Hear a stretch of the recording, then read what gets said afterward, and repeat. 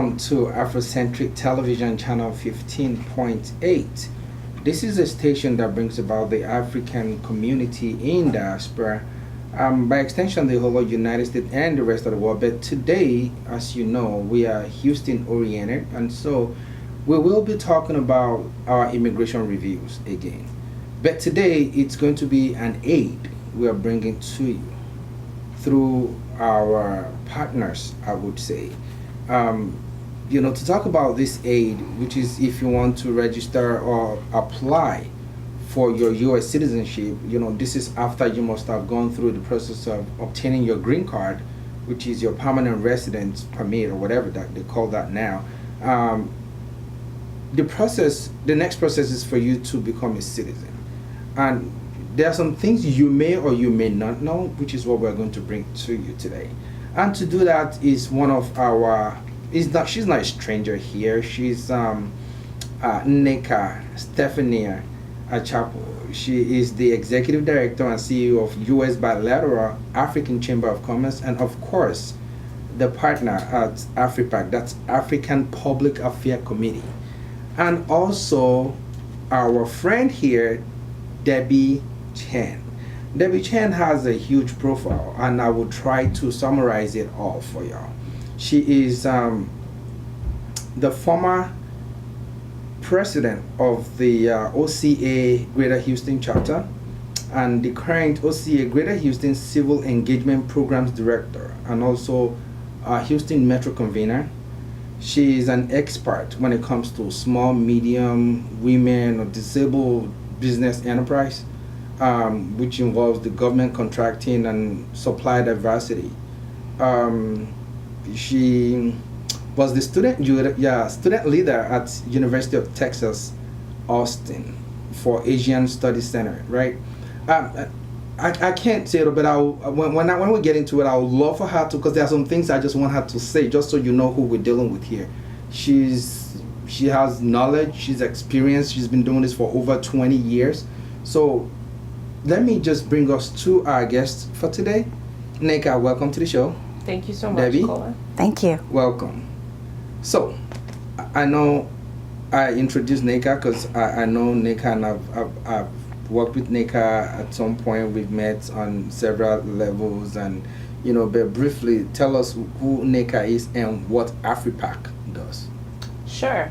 Thank you so much for the opportunity. My name is Nneka, and I am the co-founder of the African Public Affairs Committee, which is an organization dedicated to bring knowledge about the civic engagement process to African immigrant communities here in Texas. We do that by helping and collaborating with other organizations, providing leadership training and civic engagement and voter registrations for African immigrants that are here. And that's what we do. Thank you. And Debbie, please tell us who Debbie is from your being a youth leader back in college until dates and things you have done and what you're doing. Just about a little about yourself. So I started volunteering with OCA Greater Houston. It's an Asian American organization of community advocates starting in 1998. And our primary purpose is to embrace the hopes and aspirations of Asian Pacific Americans and to help empower the Asian American community and those of our community partners. So we're very happy to have this partnership with the African community. Beautiful. So this engagement is part of what AfriPAC does. You bring information and knowledge and, of course, partnership with other organizations that can empower and enrich the life of immigrants through whatever means possible, and of course legal means possible. But today let's dive deep into what we're here for, which is the application for U.S. citizenship, right? The N-400 form. This happens only after you must have gone through the process of getting your green card, your permanent residency. Correct. And once you obtain that, how long do you have to file for citizenship? So generally speaking, once you have your green card, which is it says legal permanent resident. But I just want to emphasize there's nothing permanent about it. That's a misnomer. They use the word permanent on it. It's very funny because there's nothing permanent. It's called a green card because it used to actually be printed on green paper. So colloquially, everybody just thinks of it as, oh, it's the green card. Well, on that card, there's a date that will say what day you received it, okay? So from the day that is printed on that card, it depends on how you got your green card. If you got your green card based on marriage, then you can apply for citizenship after 3 years from the date on the green card. If you got your green card from any other status, then it will take 5 years. So essentially from the date on the green card, 5 years later, you can apply for U.S. citizenship. Do I wait the whole 5 years, or I can start filing 3 months prior? You can start filing 3 months prior. We recommend actually for people to start, looking at the paperwork, start gathering the information that you need for the application at least 4 or 5 months beforehand, because sometimes it just takes time to get all the information together. Why is it important to, one of the answers you've already given, right, is this is legal permanent resident card, but there's nothing permanent about it.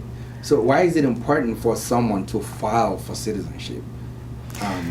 The most important reason to file for citizenship right now is for safety, right? People now. come now and any time, right? But especially now. Yeah, I'm going to share my experience, but I'll let you finish. When I say it's nothing permanent about it, it's because it can be revoked. Citizenship cannot be revoked unless there are extenuating circumstances, very rare. Like if, for example, if you lied on the application, okay, then it gives the government grounds to revoke your citizenship if you lied on the application. But if you didn't, right, you are a good person, you are a responsible person, then there's no problem with that. The main reason you want to apply is 2 things. One, the green card is not permanent, okay? It can be revoked.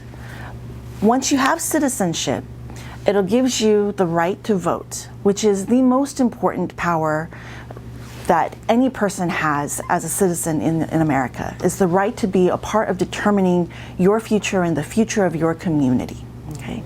The second is because we all pay taxes. Everybody pays Social Security taxes, FICA, Med, whatever.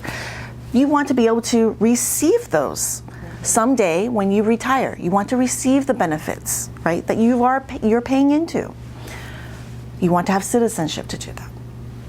So, my story, when I was a green card holder, I was a lawful permanent resident. I went to the UK.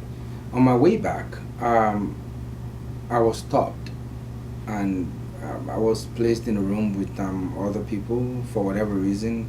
One of the guys told me I was flagged, and I was like, for what?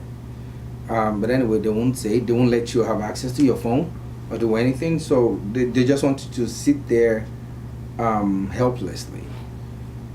Eventually they came back and they called me into a room, so I was being interviewed by this African American immigration officer, and I was asking him, why was I held behind? And he said, it's because I was flagged. Not flagged for what exactly? It's just random. I don't believe it, that it was random, but it is what it is. So that was the first time, and I sat there, nothing else. He didn't ask me further questions. They just wanted, maybe my body language or whatever, they wanted to read out of that. I don't know. But that came out, and then they let me go, and they apologized for keeping me there, blah, blah, blah. This was after like 2.5 hours. I came out, one of the evenings we were barbecuing, and one of my friends just raised it, and I told them that this was my experience this past week, that coming in, I thought I got my green card out, free to go in, and no, you're not free. Thanks. Just because you have a green card, you're not free just yet, right? So, is that why haven't you filed though? You've qualified for citizenship forever, and I'm like, I don't find a need for it. That's some $500, $400 that just be going out of my pocket. I don't see a need for it. But you travel often. I said, I know my green card is good enough. Apparently, your green card can only get you out of America. It does not give you, even to Canada, you still need certain report to be able to get into Canada, right? You probably won't need a visa, but you will still need certain documents to get into Canada. But onto UK, the same thing. You can get in there, but you still have to fill. But if you're a citizen, you can just walk in and out, right? It makes a huge difference Yes. when I filed for my citizenship. So now, after obtaining citizenship, you said something earlier about, you know, not being permanent. That thing is still resonating in my head. I'm still like thinking like, it is true, right? A lot of people think that they're safe because it says on the card, legal permanent resident. There's nothing permanent about a green card. That is just a word on paper. What are the conditions for revocation of your green card? It could be for a variety of things, right? They could revoke it because you committed a crime or you were accused of committing a crime.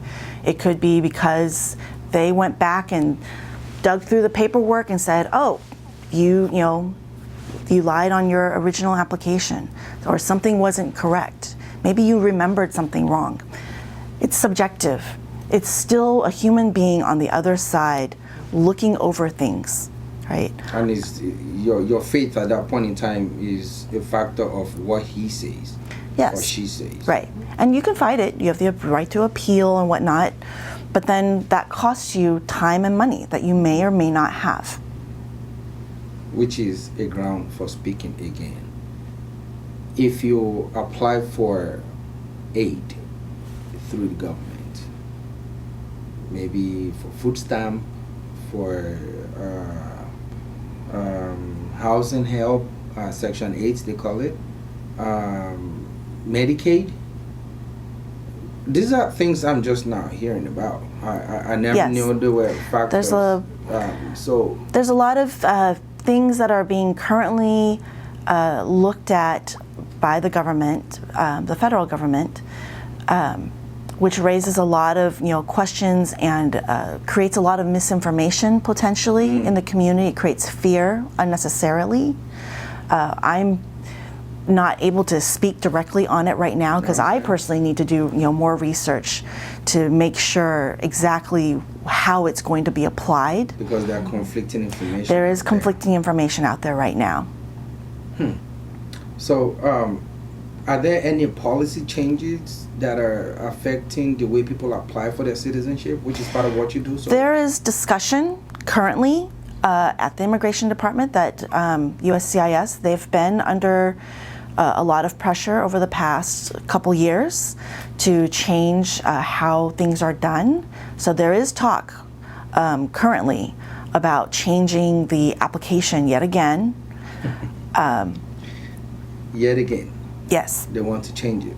yes. I think it's part of the climate that we live in today. And I think that is the reason why organizations such as OCA are trying to help running against the clock to ensure that everybody registers and becomes a U.S. citizen. And registers to vote. And registers to vote. Because that's your power right there. Once you're registered to vote, you can determine by your vote, of course. It's your civic duty, your right to vote, to say, okay, this is the person that will represent the interest that I have had, right? Based on their campaign and what they promise to do, what politicians they promise, and they don't usually do what they say for the most part. But at least in the United States, you can hold them accountable based on their promises, and that's why most of them are trying very hard to deliver on what they had said. And I think the African community is yet to understand the real power and value of being participant of the political process, which is why we're trying to bring more civic engagements inside of our communities. I think we need to do more engagement on topics like this and workshops, if I will call them, where Yes. Africans can come together, Asians can come together, as long as you are not an indigenous American. I would say if you are an immigrant or you considered one, because no matter what you say first, it is what they will determine you to be, and that's what they will first define you to be from first impression. They may look at Debbie and they'll say, oh, she's Asian. They will never say she's African. You know what I'm saying? It is people's perspective. And that being said, we need to be informed. And that's why I would greatly, or I personally in the our station, appreciate what you both are doing in this regards. So tell me, what are the grounds that one can become a citizen? If is because I know some program EB-5 or something like that is one, and I learned recently, maybe about 3 weeks ago, I read something online about them changing from $500,000 to $900,000. Yes, they realized that they're going to make money with it, so they've realized the fee for the EB-5. That's $1 million. Yeah. Well, it was originally already at 1 million. 500,000 was only if you were starting a business in areas that were considered more economically depressed and had a higher unemployment rate. Otherwise, the standard for EB-5 was originally started at 1 million. Would you be the one to invest that money, or they will invest that money for you? No, the investor, the person who wants to immigrate, applying for EB-5, they're the ones who choose what to invest in. Their attorney is legally only able to help them process the paperwork. They can give them, guidance, but they cannot make the decision for them or tell them, oh, this is what you should invest in. Because ultimately it comes down to an entrepreneur's own sense of risk, right? And sense of entrepreneurship. Right, as a business owner or a potential business owner, they're the one who has to make that decision of like, why do I want to start this business in this particular area? There has to be some kind of legitimate business reason that makes sense for them to want to start a business in a particular area where they think, me starting a business in this area, I'm going to be successful and I'm going to create jobs for people who live in that area. Right, but the EB-5 is really a job creation program. But I don't live in the States. How am I supposed to know? I mean, even if you want to start a business within the state, you have to do what we call the feasibility study, right? Would that have been done for the kind of industry I want to invest in, or? And so there are a lot of there are actually several conferences that go around the world to let potential investors know. And so EB-5 splits into where you can come and just say, okay, I'm going to come here and apply to open up a franchise, for example, okay? Or I have this idea, I've done this before in my own home country, now I want to come here and start it here, right, and be the direct owner. Then there's larger projects where people invest in, where there are companies that specialize in this, where they are developing for example, they develop a block area in a city to develop an entertainment zone, right, or a shopping mall or a hotel. I've even seen projects where they help to develop a school, okay, and they have different investors. So each investor is putting in their money. They're accumulating the number of investors to go into one big project together. So there are different ways of doing it. So that's one, the EB-5 Yes. program. Any other ways one can become a citizen in the United States? One of the basic tenets of immigration, and this goes back to the principles and values and philosophy of America even, where we have been a family-based country. We value families. We value people. And so the immigration system has been a reflection of that, in that it allows for someone who is a U.S. citizen or green card holder to sponsor their sibling, their brother or sister, or to sponsor their parents to come. And that has been the backbone of a large part of the immigration system, especially for new immigrants who come here. And immigrants start small businesses at a faster rate than native, quote unquote, Americans, right? And why is that? In large part because many immigrants who come here, maybe their credentials from their home country don't translate so easily here to be able to go into corporate America, right? Maybe they, were a business owner before, or they come here and they're not able to get a job in regular America. Start the same way that and so can. They have more of an incentive to say, okay, well, I'm going to start my own business.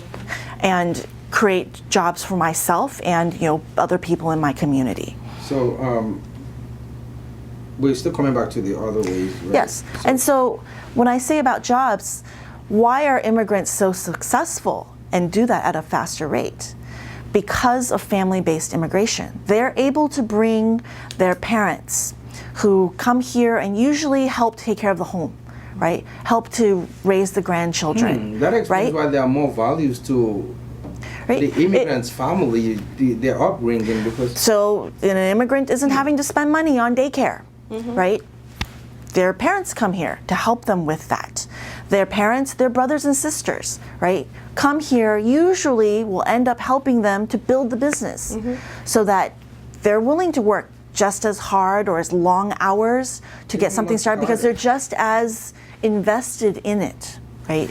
So, those are some reasons why immigrants have been as successful at starting small businesses because of family-based immigration. And I learned something just recently. It was through you also, when we were talking earlier, that even when I never knew this, that where you're from affects how long the wait period is. Yes. Because I never knew that. I thought, because we're in America already, so if I'm applying, it doesn't matter if you're Asian, you're African, you're Spanish or whatever, or Hispanic, right? You can just apply. And it doesn't matter if your origin is Africa, or your origin is China, or Korea, or even Guatemala. It doesn't matter. But it depends on the country and how long the wait list is. It does matter because some countries have backlogs that are bigger than other countries. India's, for example, have a ridiculous amount of years. India, yeah. Well, India and Indians have a very large backlog for green card processing. Mexico is 20 plus years. Really? Yes. Yeah. China is around 12 years. Interesting. This is news to me. News, yeah. Yeah. Oh, wow. Sometimes we think about immigration as a very superficial thing, but there's many twists and turns into I'm doing this now, I'm learning the ropes. But I really encourage anyone who, if you are a citizen and you are interested or have thought about wanting to sponsor your parents or your brothers or sisters to come, now is the time to do it. Because every time comprehensive immigration gets immigration reform in general, when it gets talked about, the first thing that they talk about is getting rid of the family-based immigration, getting rid of the ability to bring your parents, getting rid of the ability to bring your brothers and sisters. And so you want to apply now to get in line. So before the wait time becomes 20 years, 15 years. So in order for that to happen, you sponsor these people. You have to be between certain income threshold. Yes, and it's based on how many people are in your household. And there's a standard chart for that, okay? So for example, I want to say a family of 4 is something you must have an income of over 35 or 36,000. Please don't quote me on that. But there's a chart that literally sets out based on how many people are in your family, this is how much income or assets you must have in order to sponsor someone. Do you have to be a U.S. citizen to be able to sponsor someone to come from other countries, or you have depending on the categories? As a legal permanent resident. As a legal permanent resident, you can also sponsor. It just goes into a different category and different amount of time. But at which point you transition from being a legal permanent resident to being a citizen, does it expedite anything? Then you usually really want to look and see what country. So which line may be shorter is something to take into account. Which line may be shorter? Well, that's something. I'm glad I am a U.S. citizen today, right?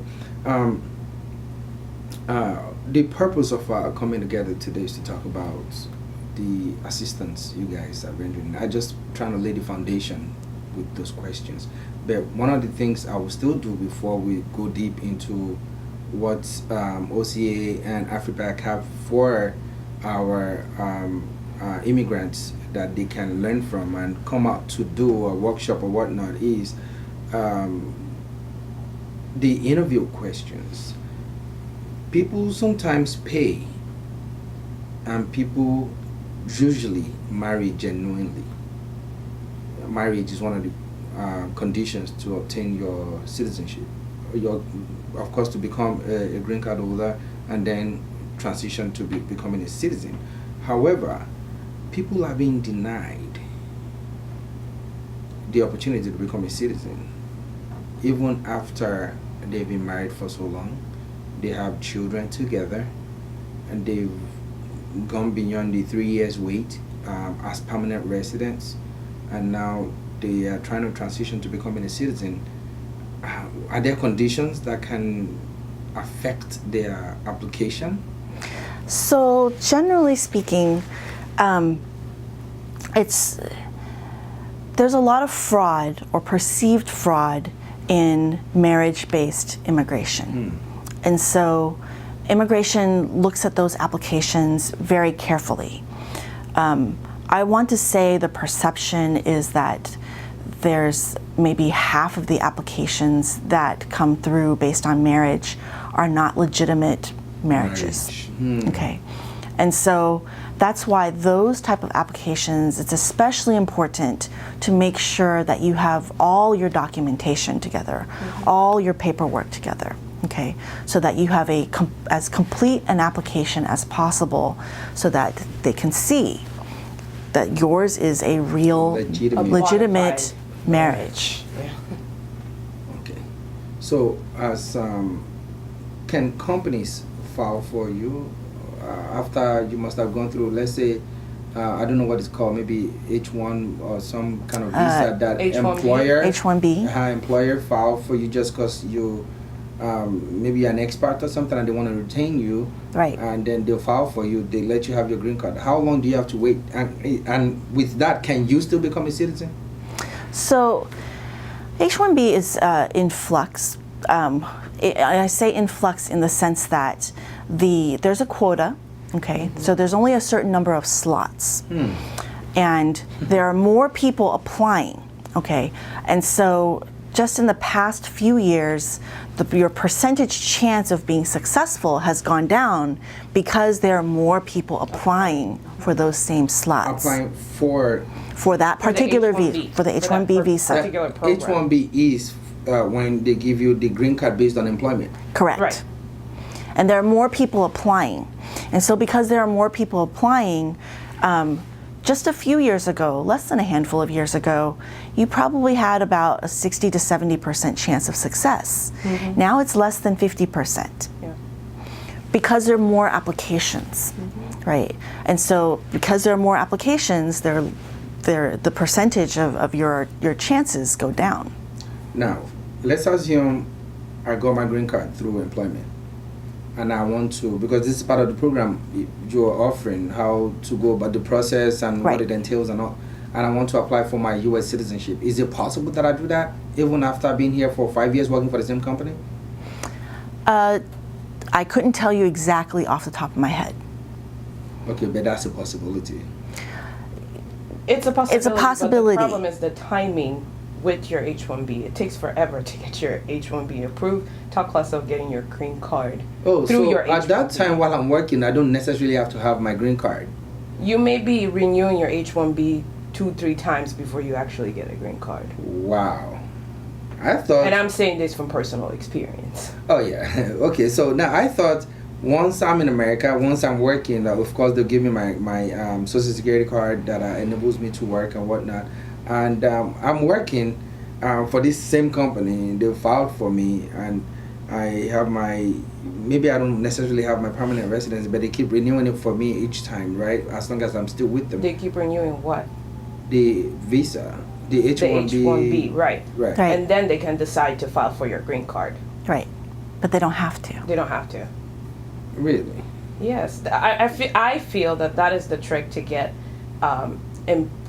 employees to work specific jobs for less amount of money. Yeah, I mean, so Because you're going to be working for that company with that same salary for as long as you can stay in the country and not feel uncomfortable about your salary. and that's what I'm saying. Isn't that's deceit? If you ask me, you pull me where I could have grown. If possible, started my own business or practice or consulting firm or something where I was.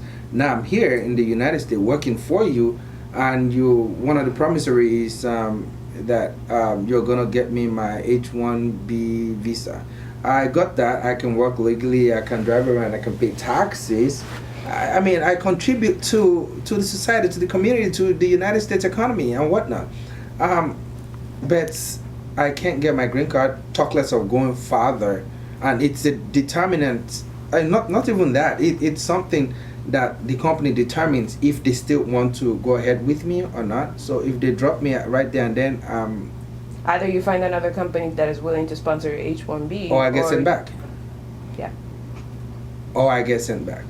So they use the H-1B to harvest brains. Talent. I call them brains. Talent. Yeah, from other countries. Use them. I'm just laying it bare. Use them without the hope for a brighter future, because the hope is so dim right now from what I'm hearing. I would think, once you hear a major organization files for you your H-1B and you get it going for the next 2 years, 3 years. I kept working for them, and now I'm hoping, okay, I get my permanent residency. But in some cases where those people get their permanent residency, they're still eligible to apply for U.S. citizenship. They are. Once the time is there. 5 years. 5 years. 5 years, so they can still apply. Mm-hmm. Wow, it's quite a process. I encourage everyone who has a green card to apply for your citizenship as soon as possible. As soon as possible. As soon as possible. What are the expectations? Now let's come back to OCA and what you have coming up. I learned you do this every week? So we do this every month. We've Month, rather. Okay. We've been providing citizenship assistance on the first Saturday of every month since 2007. So we're at the Hope Clinic. They allow us to be in their waiting area with our volunteers, where on that first Saturday morning from 9 to 12, you come and you're filling out your rough draft, okay? And then we take that back and we schedule an appointment with you to go over your application one-on-one after we've had time to review the rough draft, and we retype it in the format. We also will type whatever supplemental letters or explanations are needed. A lot of times, and this is something that people don't think about, the application itself, if you go online and you look at it and you read the instructions, okay? The instruction, this is a real nitpicky part. The instructions tell you to, don't worry if you have a traffic ticket. You don't need to put that down. The application, when you get to that question in the application, it says, have you ever been cited or detained or arrested? The key word is ever. Ever means everything, okay? So the application instructions themselves are not clear, because it says, don't worry if you have a traffic ticket. Those are minor. We don't care about it. But the application itself says ever. And that ever entails everything. Includes everything. So if you've ever had a traffic ticket, you were stopped for running a red light, you were stopped for speeding, right? We ask everyone, that's one of the things that we screen for, is we say, okay, here's the information. You need to go to the City of Houston Municipal Court. You need to get a letter of disposition to state, yes, I took care of my ticket, right? I paid the fine, I took this public safety class, whatever it was, because that documentation, we need to include that and write a short explanation of, I had a ticket, but I didn't. In this day and age, it can come back to bite you. Yes. Which is what we were talking about earlier. So anytime you deal with any government entity, always keep your original copy, okay? Never give any government entity the original. Always make a copy to give the original, or sorry, to give the copy, and you keep the original. So going back to the application itself, right? The first Saturday of every month from 9 to 12, we are at the Hope Clinic, which is 7001 Corporate Drive, room 130. When you come, these are the things you need to bring. Oh, it's 77036. Okay. Okay. Okay. Yes, Yes. it's in the community. That's Oh, why we beautiful. are so Yeah. happy to Okay. partner with such We're in the Awesome. building, basically in the building right behind Southwest National Bank at the corner of Bel Air and Corporate Drive. Okay. So when you come, the things you need to bring, you need to bring your driver's license or ID card, your green card, your passport, any old passports, and your social security card. Those are the documents you need to bring, and we'll make a copy so that it's ready to go with the application. The other thing you want to bring are, and it's easier if you have this written down because sometimes it's just harder to remember, right?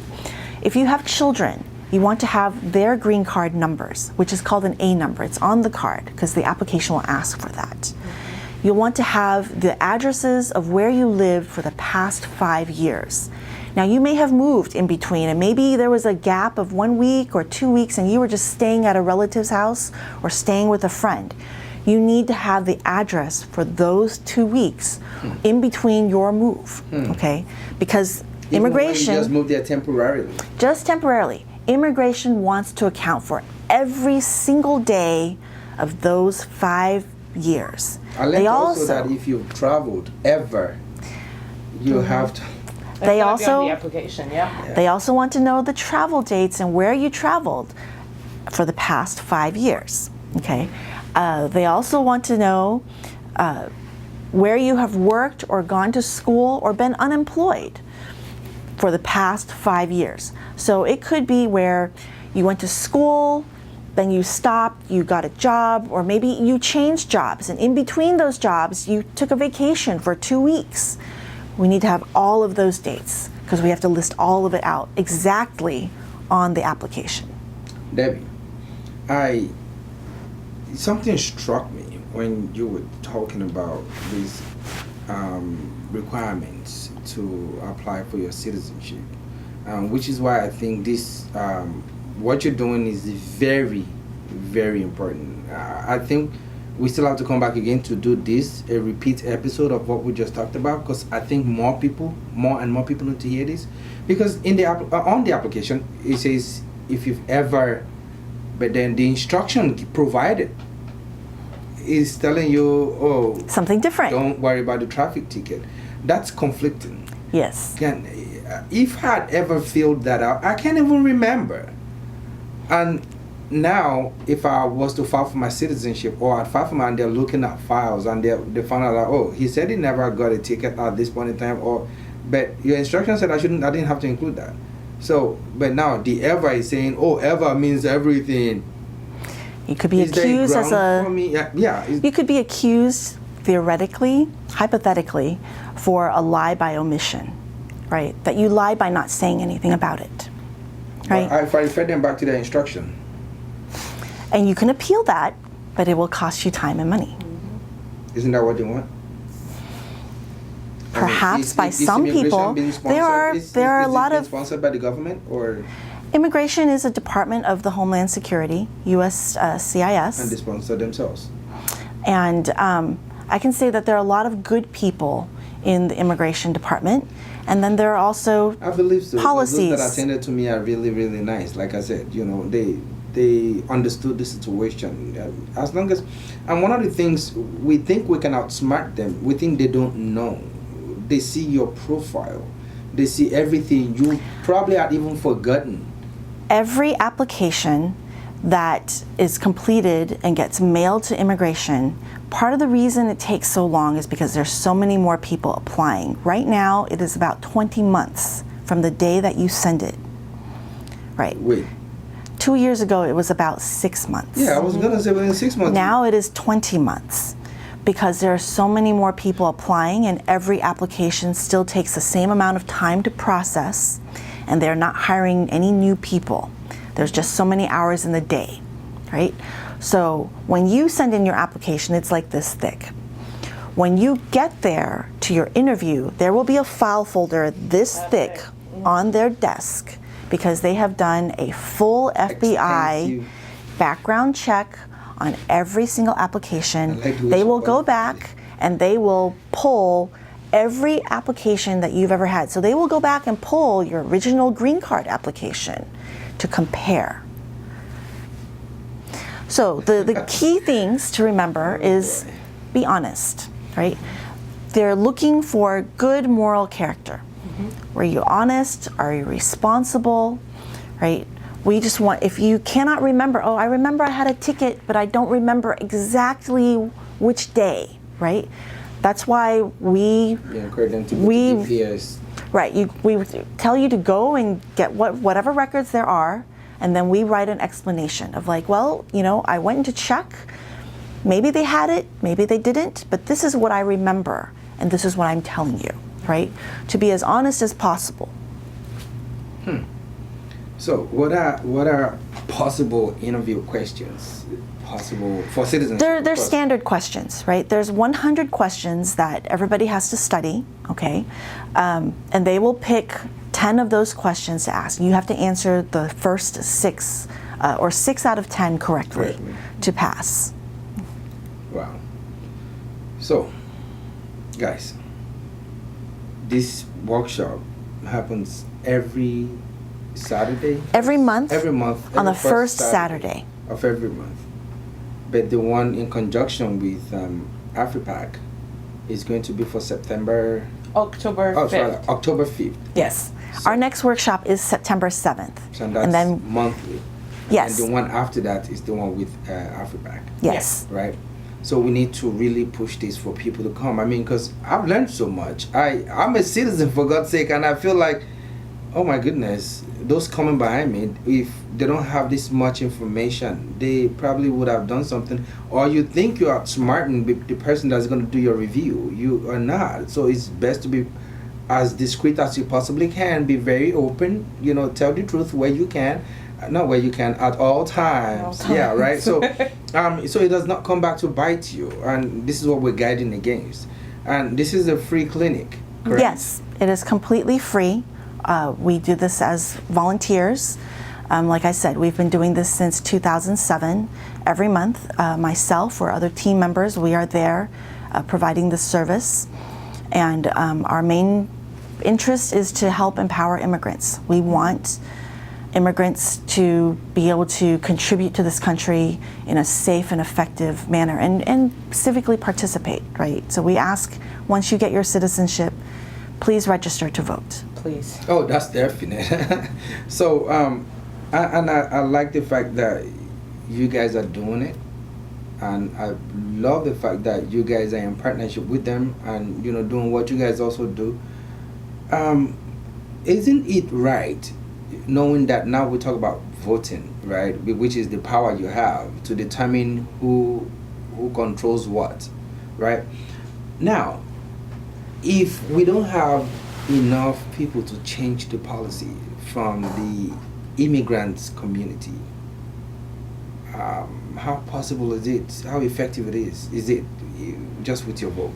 Because where I'm driving at is, I notice in city councils, in all of these, you know, organizations, governmental positions, you have lots of Asians participating because they understand the power that goes along with, okay, my family or my people, with this is going to affect them. The policy, once it's changed, either in the municipal or the county or the city or the state or even on federal level, right? If you don't have enough voice to help change the policy, we're still going to be winding in the same circle, still fighting what was supposed to be, you know, what's supposed to be working for us, right?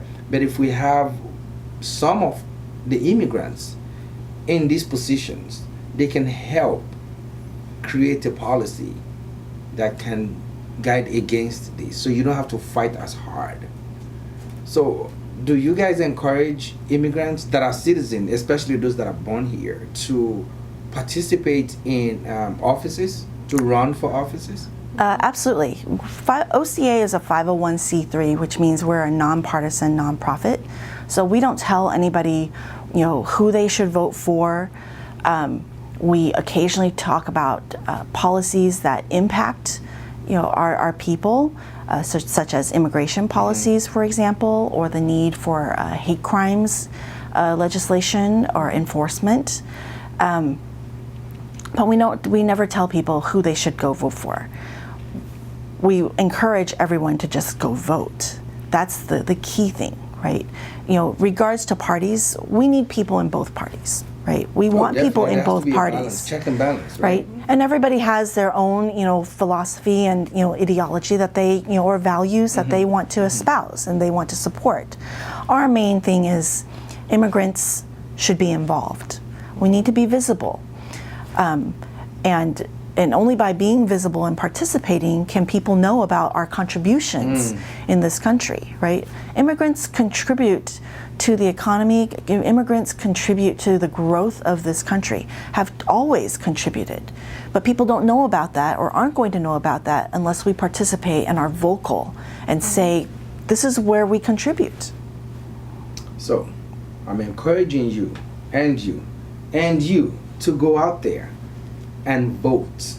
First, you have to qualify to vote. And to do that, you have to become a citizen. And you have AfriPac here and OCA Greater Houston, right? OCAGH or -GH. Yes. To help you navigate through that process. If you don't take advantage of this, like Debbie said, like Nika said, you need to do that now. Now is the time that you need to apply for your citizenship if you're already a permanent resident. If by marriage, if you're married 3 years and you, of course, have your permanent residency in the last 3 years, I don't think, I'm encouraging you to go apply and come talk to them.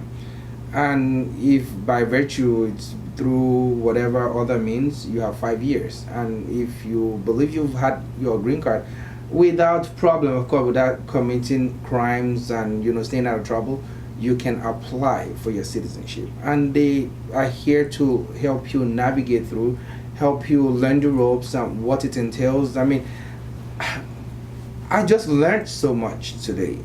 I hope you did too. I mean, because this is just not.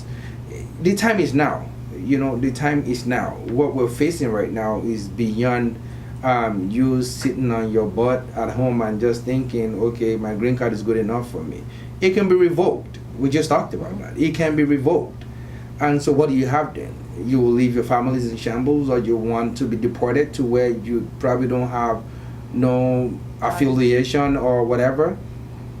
I remember seeing a gentleman that was deported to, I think it was Iraq or something. He doesn't know anything. So he was on the streets till he died. He was a diabetic type 1. And he needed insulin. And he couldn't get none. Couldn't get insulin in Iraq. Where he was deported to. So it is time. It is time. Especially if you have, of course, you must have been married anyway. So if you're married, or you have children, or a child, they need you as much as you need them. You don't want to be thrown in the jungle.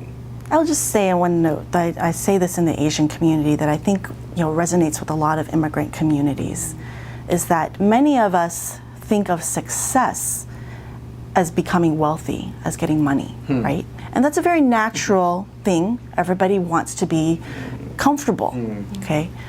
But truly successful, money is simply a tool. Real success is power.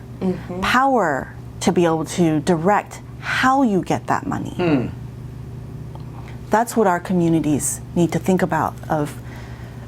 Many of us feel like, okay, well, I've made my money, I'm good, right? But without going to that next step. Controlling everything you even are today. Yes. Either be you a citizen, money is just a tool. Money, they still control it. It could be just this high school, or no, maybe college degree holder that barely graduated, but understood the effect of having that power.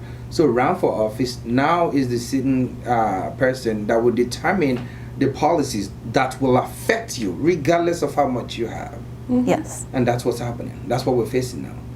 So, I think that's where the disconnect is for the African community, is that they do not see that policy affects everything.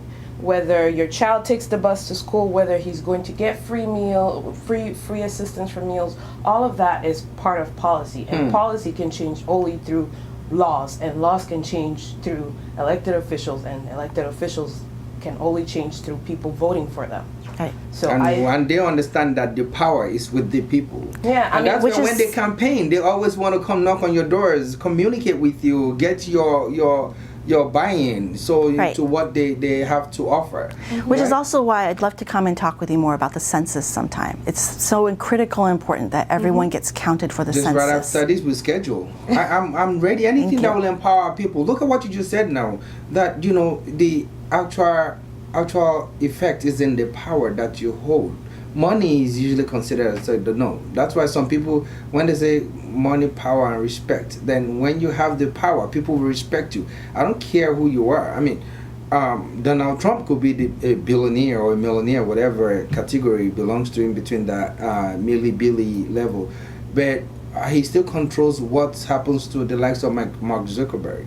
He controls what happens to the like of Bill Gates, the Warren Buffett. He's got that power because now he has the power.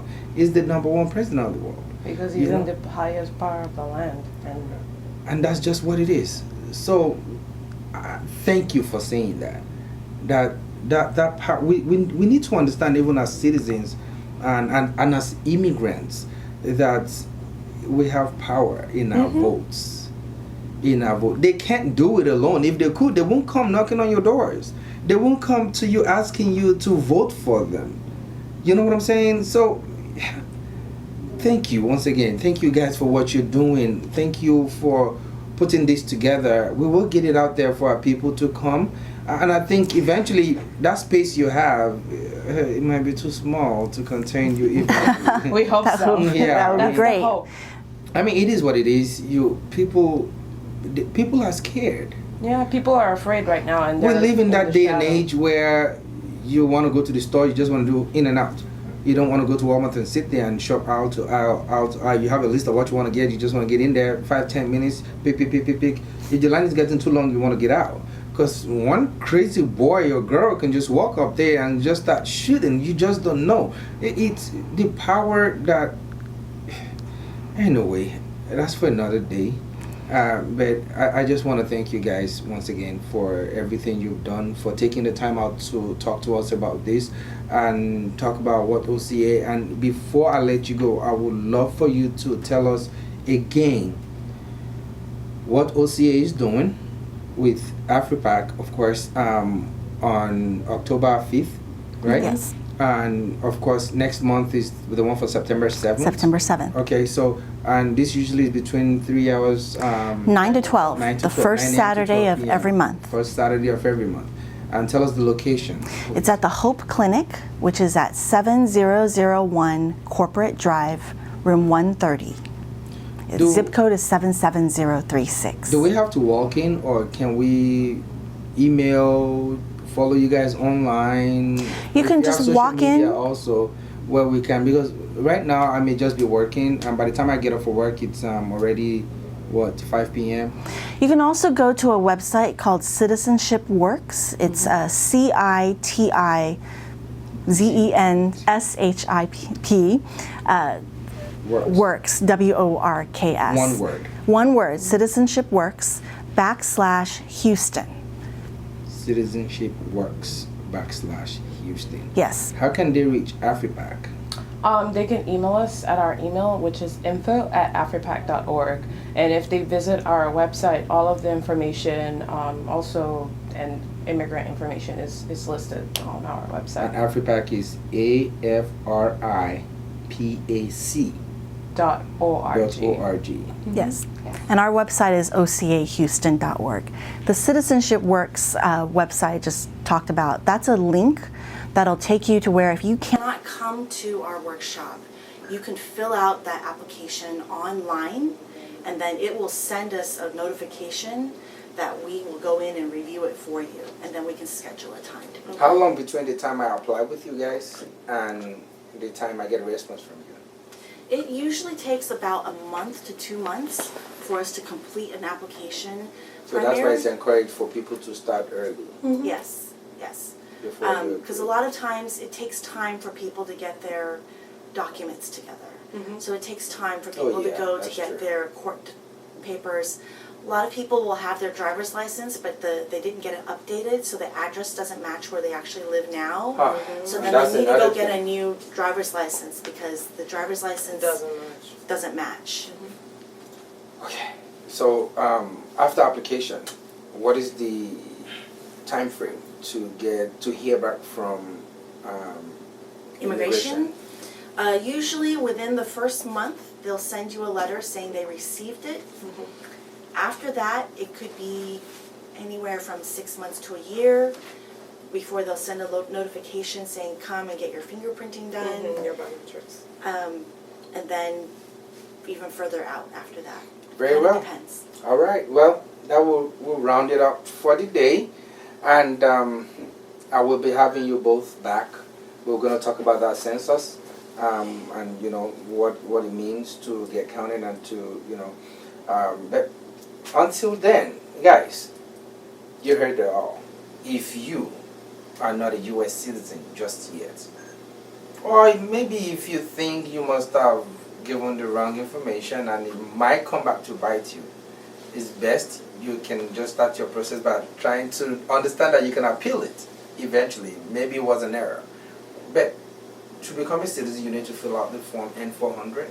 But don't even get started without talking to these beautiful women to empower yourself, to get the knowledge, to understand what it takes to apply to become a citizen of the United States. And that gives you a free pass to if not over 200 or almost 200 countries that you don't need to apply for a visa for, that if you want to travel out of the United States. And that's a major plus for you also, that you can get out and come back in without being harassed, but because they can withdraw your green card. So the time is now, like Debbie said, now. Get it done. But until next time on our immigration review, I remain your host, Kola, with Afrocentric Television, channel 15.8. Follow us on Facebook at Afrocentric Television, on Instagram at Afrocentric TV, and on YouTube. Subscribe to our channel, Afrocentric Television. And the Afrocentric is with a K at the end, not with a C, because I am Kola. Until next time, stay tuned and stay out of trouble.